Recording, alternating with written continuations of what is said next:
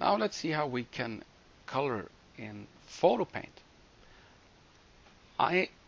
One of the things that's very good when you're coloring books is to work with what's called dockers in photo paint and layers in Coral Paint, and it's also called layers in most of the other programs that I mentioned in the previous video. And the trick is to decide if you want to cover the outlines or if you want to paint underneath them. And one trick, of course, if you want to color underneath them, which is a wonderful trick if you work in photo paint, for example. Because let's say if you buy an ebook, it has pictures that you can open in programs like this and start to color. But if you scan your drawings from a book, you will still wind up with this white background. And if you look here to the right here where it flickers, there's a little symbol of an eye. If you click that one, the picture vanishes, and then you see this checkerboard instead.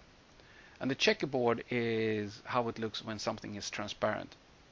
So we activate that again.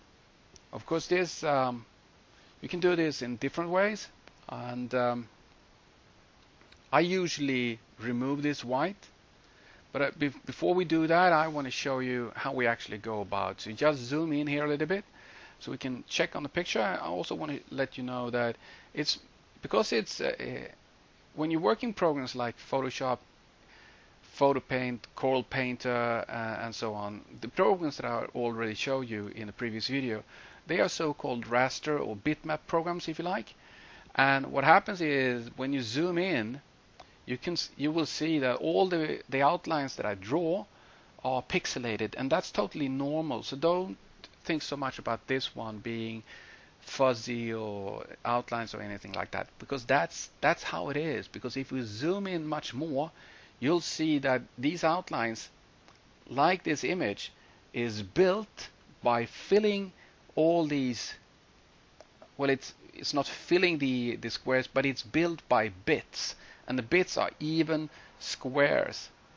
And depending on how much black, in this case, the black outline, you see that there's a grayish area here, which is to smooth out the outlines technically, so it looks smoother when we look at it in the real size. And this is an extreme view when we go this close. So, but just so you know, this is actually as it's supposed to look like, and you don't see these pixelated. For example, if you want to print out your image after it's been colored. Okay,